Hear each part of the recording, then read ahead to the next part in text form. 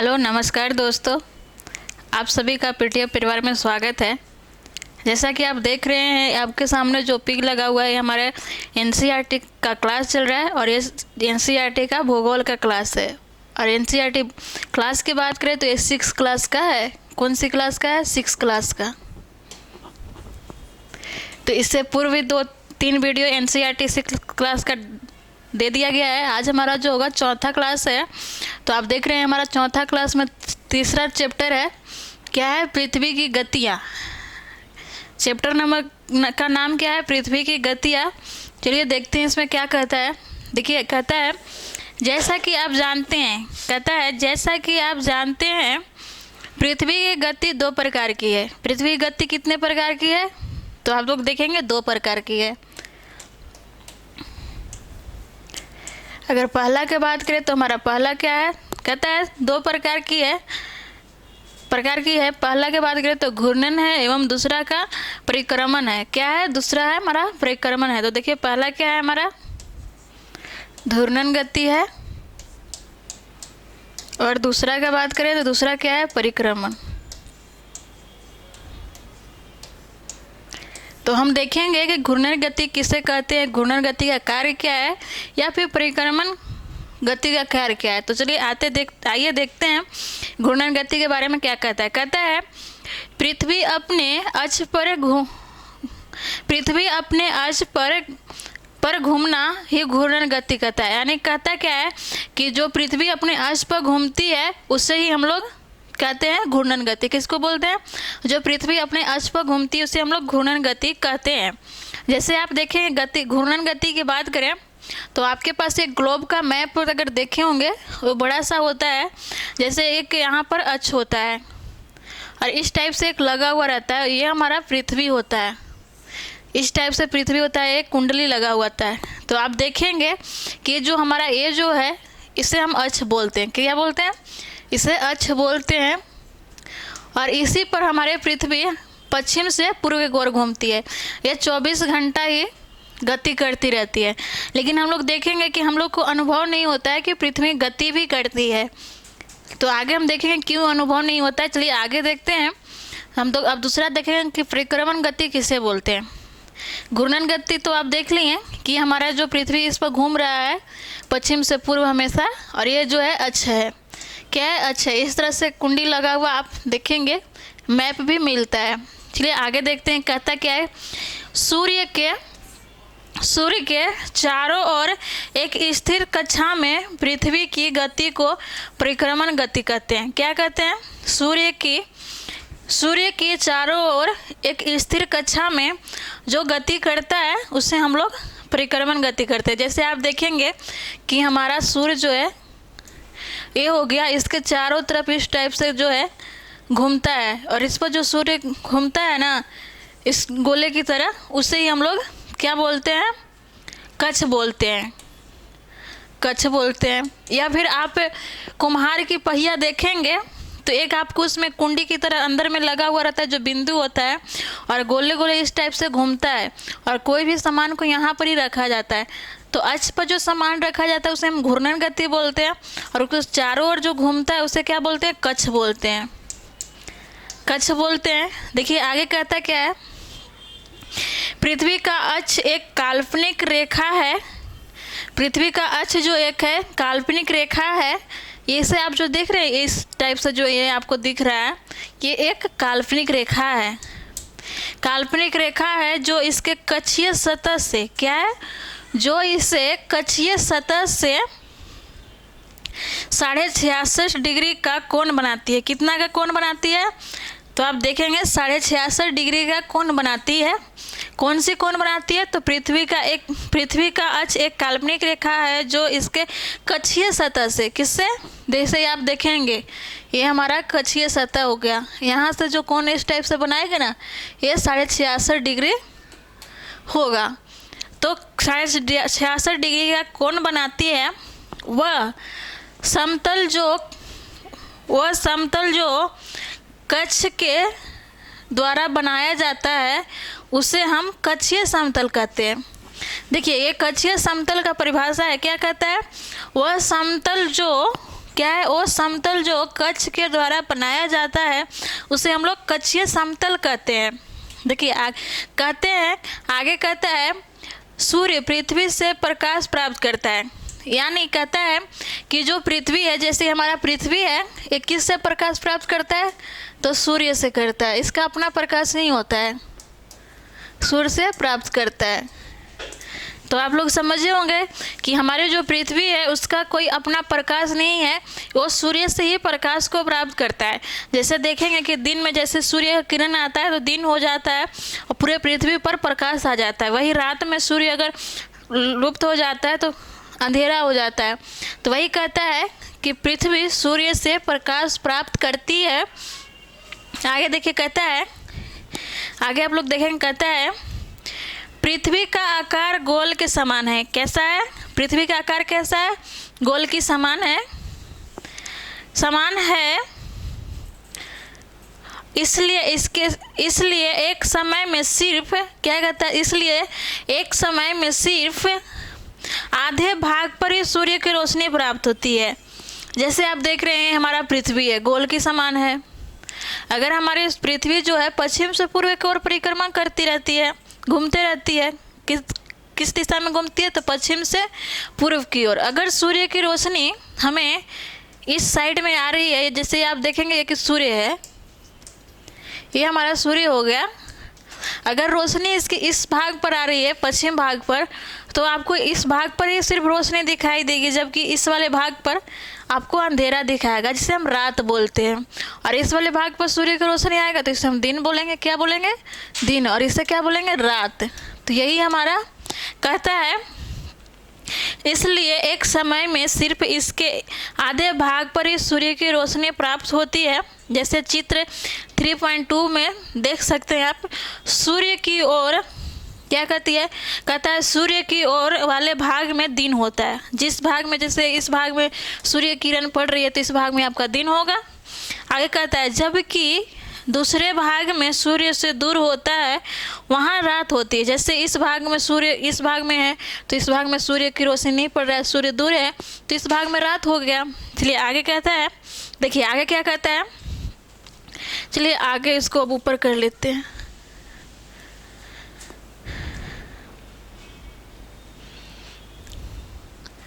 देखिए आगे कहता है,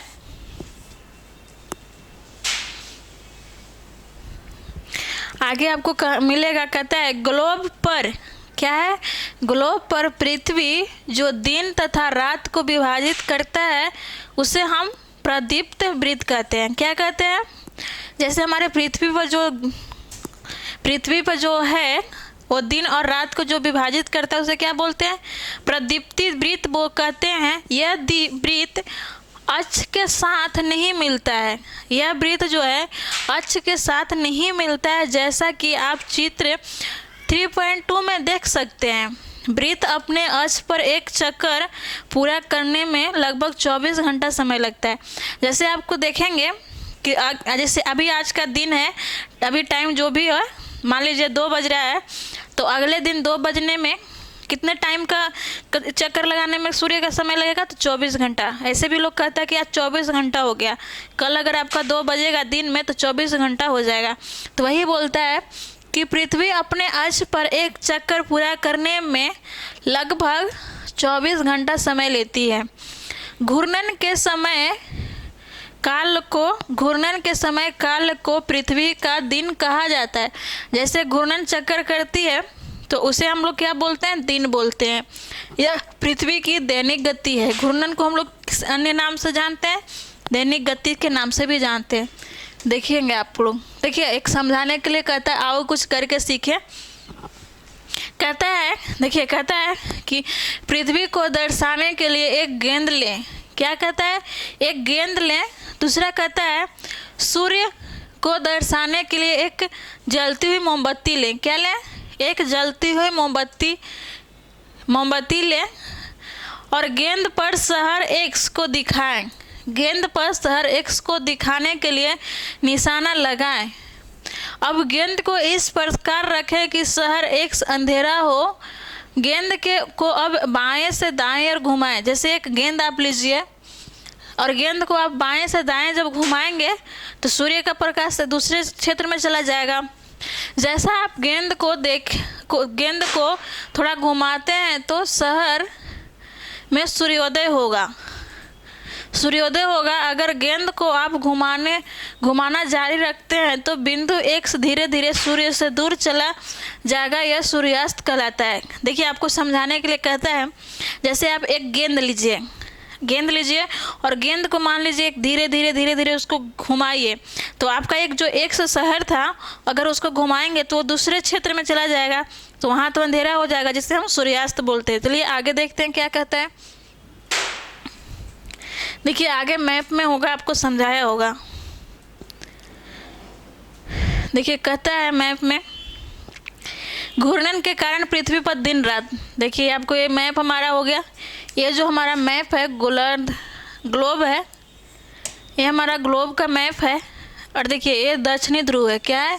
ये दक्षिणी ध्रुव है, सॉरी उत्तरी ध्रुव है, दक्षिणी ध्रुव है। और हमारा ग्लोब पश्चिम से पूर्व की ओर घूमता है। देखिए, ये हमारे सूर्य है, ये हमारा सूर्य का रोशनी इस टाइप से है। तो देखिए, आपके एकदम आधा भाग पर सूर्य की रोशनी पड़ रहा है, जहाँ आपका ये क्या है, दिन हो रहा है। ये जो है अक्ष है। आप ये जो देख रहे हैं, जिस भाग में सूर्य का रोशनी पड़ रहा है, ये भाग आप देख रहे हैं, यहाँ पर दिन हो रहा है। वही आप देखिए कि इस भाग आधा भाग जैसे है, यहाँ पर आपको दिन सूर्य का रोशनी नहीं पड़ रहा है, तो इसे हम क्या बोलेंगे, रात बोलेंगे। क्या है? रात है। तो वही आपको कहता है, घूर्णन के कारण ही पृथ्वी पर दिन और रात होता है। अगर आपको प्रश्न बनाता है कि आप बताएं कि किसके कारण पृथ्वी पर दिन और रात होता है, आपको परिक्रमण दे देगा, घूर्णन देगा, इस तरह से दे देगा, तो आपको जहाँ घूर्णन गति दिखेगा वही आपका आंसर होगा। चलिए एक और दिखाता है मैप आपको। कहता है पृथ्वी के अक्ष का झुकाव तथा कक्षीय समतल। तो देखेंगे आप, ये हमारा क्या है, दक्षिणी ध्रुव है, और ये आप जो देख रहे हैं उत्तरी ध्रुव है। ठीक है। और इसी तरह से आप देखेंगे, ये जो लाइन आपको दिख रहा है 90 डिग्री का कोण बनाता है। किसका? 90 डिग्री का कोण बना रहा है। और ये आप बीचों बीच का भाग जो देख रहे हैं इस टाइप से, ये 180 डिग्री का है। कितना का? 180 डिग्री पर है। ठीक है। 180 डिग्री का जो भाग है उसे हम लोग पृथ्वी का कक्षीय तल बोलते हैं। क्या बोलते हैं? कक्षीय तल बोलते हैं।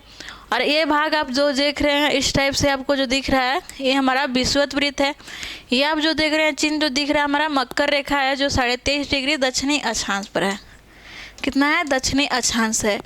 और ये आपको जो रेखा दिख रहा है ये हमारा हो जाता है 23.5 डिग्री उत्तरी अक्षांश। अब आप देखिए कि यहाँ से जो इस टाइप से ले जा रहा है, मैप बना रहा है, और इसके बीच की दूरी कितना है, तो यही हमारा 66 डिग्री का कोण बनाता है। तो चलिए हम आगे देखते हैं। मैप से आप देख लिए, हमें आगे क्या बोलता है देखिए। कहता है, क्या आप जानते हैं, देखिए आपको एक दिया हुआ बीच वाला, ये भी आप देख लीजिएगा, आप लोगों के लिए बहुत ही भिभी भाई हो सकता है, इसमें भी प्रश्न छुपा रहता है।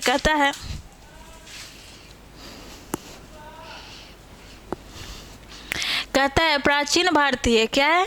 प्राचीन भारतीय खगोल शास्त्र, क्या है? कहता है प्राचीन भारतीय खगोल शास्त्र, क्या है? खगोल शास्त्र आर्यभट्ट ने, किसने? आर्यभट्ट ने बताया था कि पृथ्वी गोल है। किसने बताया था? ये प्राचीन इतिहास अगर आप पढ़ेंगे तो आपको ये मिलेगा देखने के लिए। प्राचीन भारतीय खगोल शास्त्र आर्यभट्ट ने बताया कि पृथ्वी गोल है और ये अपने अक्ष पर घूर्णन करती यानी घूमती है। सबसे पहले किसने बताया था? तो आर्यभट्ट थे, जो भारतीय खगोल शास्त्री थे, उसी ने बताया था कि पृथ्वी एक गोल है और अपने अक्ष पर घूमती है। और इनका जन्म का अगर बात करें तो इनकी जन्म पाटलिपुत्र में हुआ था। चलिए आगे देखते हैं क्या कहता है। देखिए कहता है, अगर पृथ्वी घूर्णन ना करे तो क्या होगा? अब आपको बताना कि अगर पृथ्वी घूर्णन नहीं करता है तो क्या होगा। देखिए कहता है आगे, सूर्य के तरफ वाले पृथ्वी के भाग में हमेशा दिन होगा। जैसे अगर आप देखें कि हमारा ये पृथ्वी है और ये घूर्णन ही नहीं करता, इस भाग में सूर्य है तो ये इस भाग में ही हमेशा दिन होगा और एक तरफ रात ही रात होगा। तो वही आपको कहता है कि अगर घूर्णन नहीं करता है तो सूर्य के तरफ वाले पृथ्वी के भाग में हमेशा दिन होगा, जिसके कारण उस भाग में गर्मी लगातार पड़ेगी। अगर जिस भाग में सूर्य होंगे उस भाग में अगर हमेशा दिन ही दिन होगा तो गर्मी तो अधिक होगा ही, क्योंकि सूर्य से ही हमें ऊर्जा की प्राप्ति होती है। किसका होती है? ऊर्जा की प्राप्ति होती है। तो गर्मी लगातार पड़ेगी। वही कहता है दूसरे भाग में हमेशा अंधेरा रहेगा, इस भाग में हमेशा अंधेरा रहेगा यानी रात रहेगा। तो कहता है दूसरे भाग में हमेशा अंधेरा रहेगा एवं कहता है एवं पूरे समय ठंड पड़ेगी। जिस भाग में रात रहेगी उस भाग में हमेशा ठंड पड़ेगी और जिस भाग में दिन होगी उस भाग में हमेशा गर्मी पड़ेगा। वही कहता है कि पड़ेगा। इसी तरह की अवस्था में जीवन संभव नहीं होगा। कहता है कि इस तरह की अवस्था जहाँ होगी वहाँ जीवन संभव नहीं होगा। दिन अगर पूरे वहाँ दिन ही दिन होगा, जहाँ पर सूर्य का रोशनी नहीं होगा, रात होगा, वहाँ सिर्फ ठंड होगा। तो वही आपको कहता है कि वहाँ सिर्फ है जीवन संभव नहीं है। चलिए आगे देखते हैं क्या कहता है। पृथ्वी की गति, क्या कहता है? पृथ्वी की दूसरी गति जो सूर्य के चारों ओर कक्ष में होती है। क्या कहता है? पृथ्वी की दूसरी गति जो सूर्य के चारों ओर कक्ष में होता है उसे हम परिक्रमण कहते हैं, कहा जाता है। उसे क्या कहता है? परिक्रमण कहा जाता है। यह पृथ्वी के एक वर्ष यानी 365 दिन या 1/4 दिन में सूर्य का एक चक्कर लगाती है। क्या करती है? एक चक्कर लगाती है। कितने दिन में? सूर्य का चक्कर परिक्रमण जो है कितने दिन में लगाती है? तो 365 दिन में। तो आपका हो गया क्या है? 365 दिन में एक चक्कर लगाती है। देखिए आगे कहता है हम लोग एक वर्ष में 365 दिन ही मानते हैं तथा सुविधा के लिए 6 घंटा इसे नहीं जोड़ते हैं। सूर्य जो है क्या है? पृथ्वी सूर्य का चक्कर कितने दिन में लगाती है? तो 365 दिन में लगाती। 365 दिन 6 घंटा होता है, जिससे हम लोग 65 दिन ही जोड़ते हैं, 365 दिन। तो वही आपको बताता है। चलिए आगे देखते हैं क्या कहता है। देखिए ये मैप हमारा है, आपको ये पृथ्वी का परिक्रमण और ऋतु के बारे में चर्चा करता है। चलिए देखते हैं। देखिए ये आपका क्या है? सूर्य है। क्या है? सूर्य है। और अभी हमारे जो है पृथ्वी है। क्या है? ये जो आप देख रहे हैं पृथ्वी है, पृथ्वी है। और इस वाले भाग को आप जो देख रहे हैं जो नीला दिख रहा है दिन है और ये वाला भाग रात है। इस तरह से देखिए इसमें सिर्फ दिन दिख रहा है। तो आगे देखिए कहता है क्या है। कहता है ये आप देख रहे हैं जो हमारा पृथ्वी है दक्षिणी उत्तरी ध्रुव है, दक्षिणी ध्रुव है। और ये कब का है? तो ये बसंत ऋतु है। और हमारे पृथ्वी पर 4 ऋतुएं होते हैं। देखिए क्या है? बसंत ऋतु है। ये कब होता है? ये विषुवत पर है। 21 मार्च को बसंत ऋतु होता है। कब होता है? 21 मार्च को बसंत ऋतु होता है। उसी तरह से आप देखेंगे यहाँ पर आपका ये शीत ऋतु है। इसके आगे देखिए, पहले हम 4 ऋतु के बारे में पहले पढ़ रहे थे, इसके बाद आप लोगों को समझ आएगा अच्छा से। देखिए कहता है 4 वर्ष में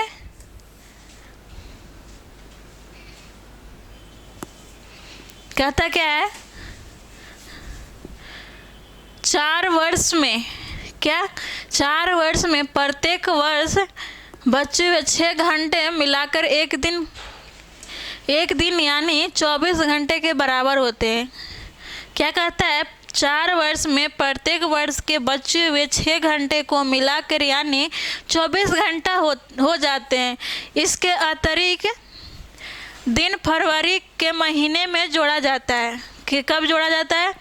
वो जो 24 घंटा होता है जो 4 साल में हो जाता है उसे हम कब जोड़ते हैं? फरवरी महीने में जोड़ देते हैं, जोड़ा जाता है। इसी प्रकार प्रत्येक चौथे वर्ष फरवरी का माह 28 के बदले 29 दिन का होता है। क्या होता है? 28 के बदले 29 दिन का होता है, जिसे हम लोग क्या बोलते हैं? लीप ईयर बोलते हैं। क्या बोलते हैं? लीप ईयर बोलते हैं। लीप वर्ष बोलते हैं, उसी के बारे में बोल रहा है। जैसे आप देखेंगे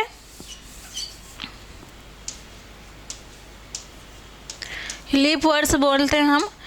जैसे आप देखेंगे कि अगर 2000 अभी क्या चल रहा है, 2023 चल रहा है, आपको 2024 में जो फरवरी का मंथ होगा वो 29 दिन का होगा। 29 क्या लगेगा, ऐसे 28 का लगता है, लेकिन 24 में आपका 29 क्या होगा। तो वही कहता है, जैसे आगे देखिए कहता है ऐसा वर्ष जिसमें 366 दिन होता है। अगले साल 2024 का जो पूरे साल का दिन होगा वो कितना दिन का होगा, 366 दिन का होगा। इसी तरह से 2020 में भी 366 दिन का हुआ होगा फरवरी। उस दिन फरवरी 2020 में कब कितना दिन का हुआ होगा, ये हुआ होगा 29 दिन का।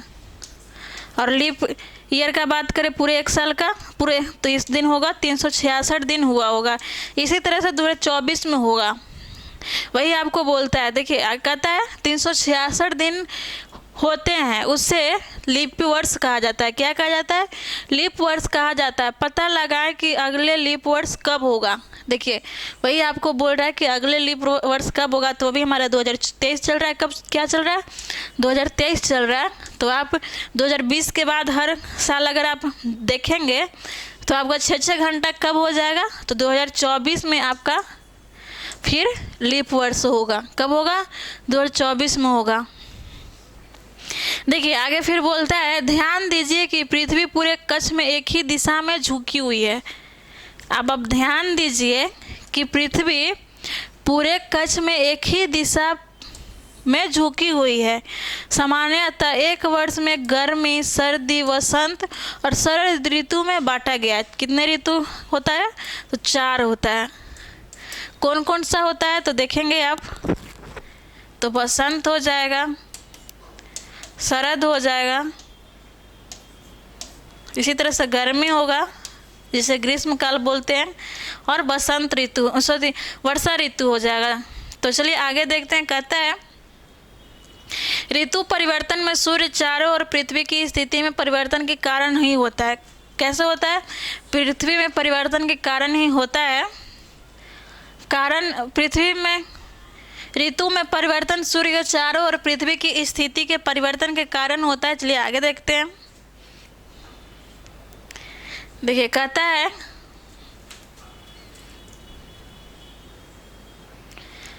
क्या आप जानते हैं कि एक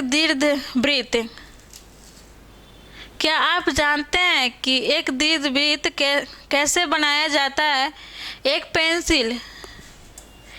पेंसिल, 2 पेन, एक धागे का छल्ला लीजिए। अब उन्हें पिन को कागज पर स्थिर कर दें जैसा कि चित्र में दिखाया गया है।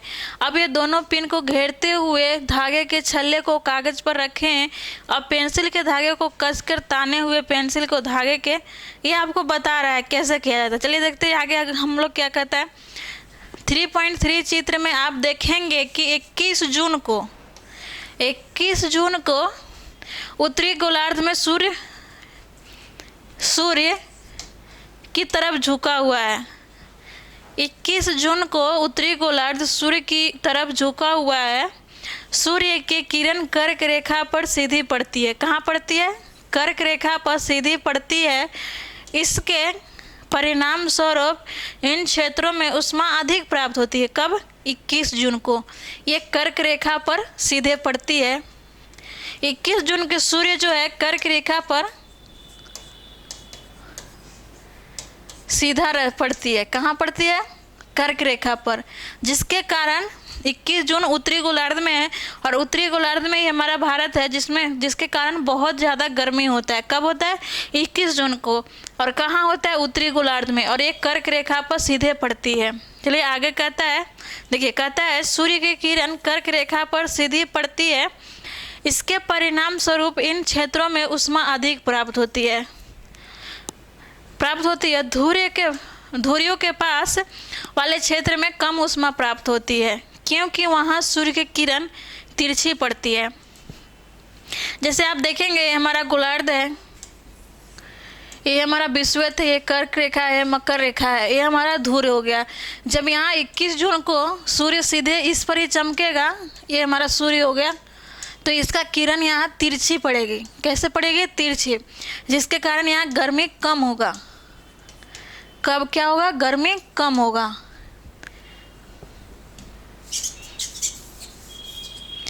देखिएगा, ये हमारा मैप हो गया, ये हमारा विषुवत वृत्त हो गया।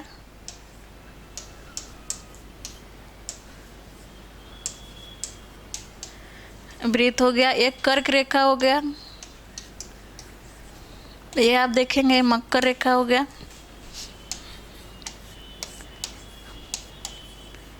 ये मकर रेखा हो गया। चलिए आप देखते हैं कि 21 जून के सूर्य कहाँ होता है। 21 जून के सूर्य सीधा यहाँ पर पड़ता है। ये सूर्य हमारा हो गया, कहाँ पड़ता है? कर्क रेखा पर। ये हमारा 90 डिग्री उत्तरी ध्रुव है। क्या है? उत्तरी ध्रुव है। तो यहाँ अगर आप देखेंगे तो सूर्य किरण तिरछी पड़ती है, जिसके कारण ध्रुव पर गर्मी कम पड़ता है। उसी तरह से अगर आप देखेंगे तो यहाँ आपको दिसंबर में मकर रेखा पर सूर्य का किरण सीधे पड़ती है। कब? दिसंबर मंथ में। चलिए आगे हम देखते हैं, मैप में आपको हम बताएंगे। फिर आगे कहता है तिरछी पड़ती है। उत्तरी ध्रुव सूर्य के तरफ झुका होता है। क्या है? उत्तरी ध्रुव जो है सूर्य की तरफ झुका होता है तथा उत्तरी ध्रुव के रेखा के बाद वाले भाग में लगभग 6 महीने तक लगातार दिन रहता है। उत्तरी ध्रुव में लगातार 6 महीने का दिन रहता है। चूँकि उत्तरी गोलार्ध के बहुत बड़े भाग सूर्य के रोशनी प्राप्त होती है। जैसे अगर आप देखेंगे कि जब ये सूर्य यहाँ पर है, कर्क रेखा पर है, तो यहाँ आपका सूर्य का रोशनी प्राप्त होती है। और इस सूर्य को यहाँ से यहाँ तक आने में 6 महीना टाइम लगता है मकर रेखा विषुवत वृत्त पर आने पर, जिसके कारण इसका रोशनी सीधे ध्रुव प्राप्त होती है। ध्रुव सूर्य की ओर झुका रहता है, इसके कारण वहाँ पर 6 महीने का दिन होता है और ध्रुव पर 6 महीने का रात भी होता है। चलिए आगे देखते हैं। कहता है बड़े भाग पर रोशनी प्राप्त होती है, इसलिए विषुवत वृत्त के उत्तर भाग में गर्मी का मौसम होता है। 21 जून को इन क्षेत्र पर सबसे लंबा दिन होता है। 21 जून को उत्तरी गोलार्ध में सबसे लंबा दिन होता है। क्या होता है? सबसे लंबा दिन होता है। कब होता है? 21 जून को। और किस गोलार्ध की बात करें तो उत्तरी गोलार्ध में। चलिए आगे देखते हैं। तथा सबसे छोटी रात होती है। 21 जून के उत्तरी गोलार्ध में सबसे बड़ा दिन होगा और सबसे छोटा रात होगा। इसी तरह से हमारे भारत में भी होता है कि 21 जून के सबसे बड़ी दिन होगी और रात छोटा होगा। चलिए आगे देखते। कहता है पृथ्वी की इस अवस्था को उत्तरायण कहते हैं। क्या बोलते हैं? उत्तरायण कहते हैं या उत्तरायण भी बोलते हैं। चलिए आगे देखते हैं क्या कहता है।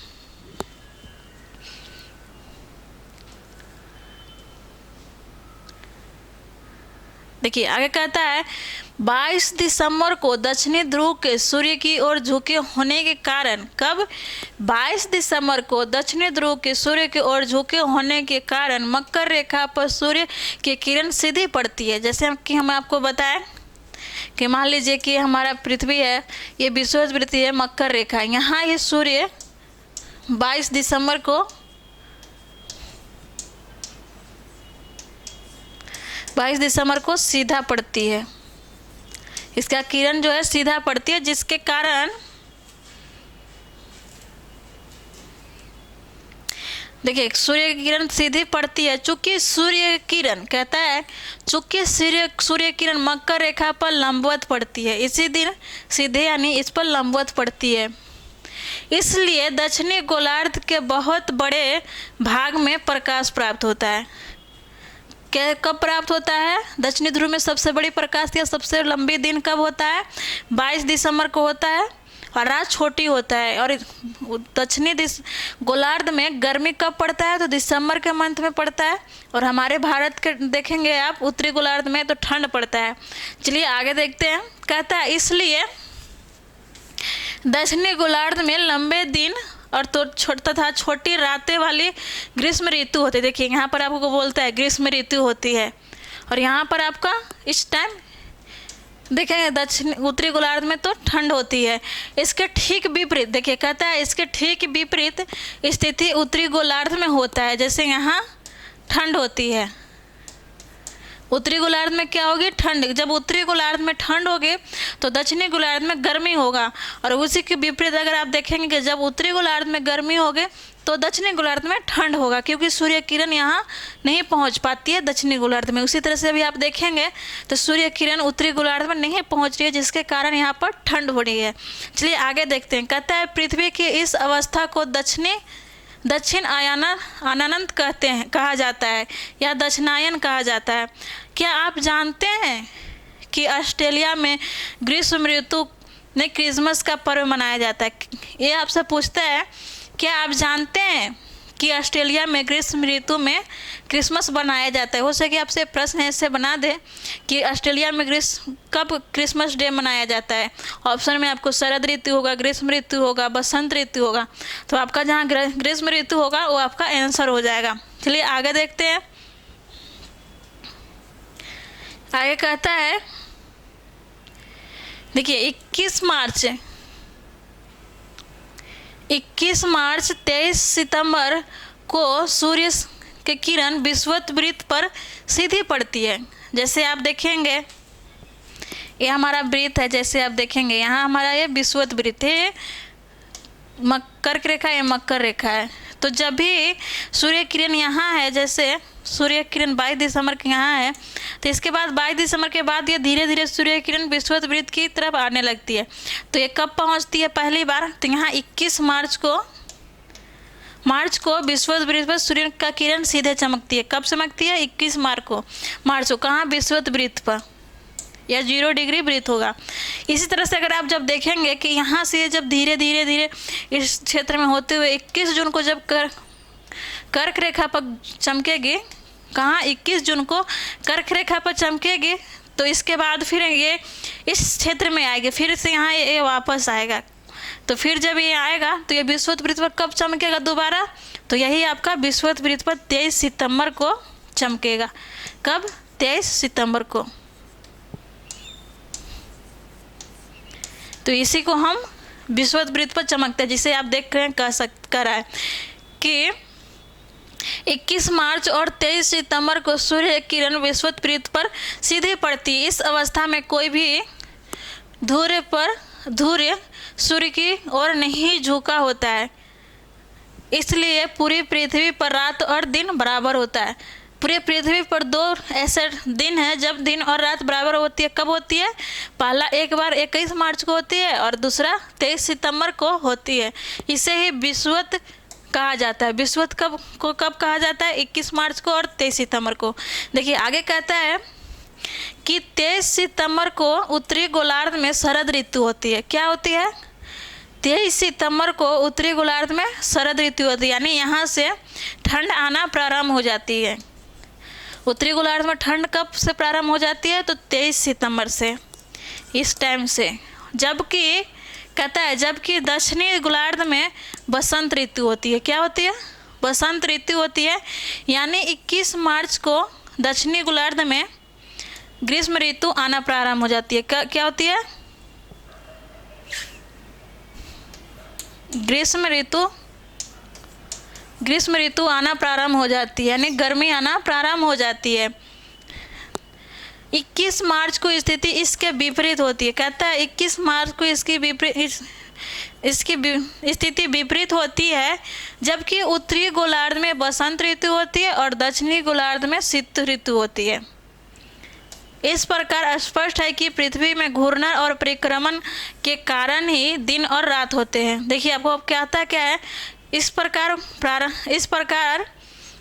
स्पष्ट है कि पृथ्वी पर घूर्णन और परिक्रमण के कारण ही दिन और रात होते हैं। क्या होते हैं? दिन और रात। तथा ऋतु में परिवर्तन होते हैं। ऋतु में परिवर्तन किसके वजह से होता है? परिक्रमण और घूर्णन के वजह से। ये हमारा था। चलिए अब मैप से थोड़ा सा देख लेते हैं। देखिए आपका मैप था, दिया हुआ था। देखिए ये हमारा मैप है। देखिए इसमें कहता है, देखिए ये आपका शीत ऋतु है।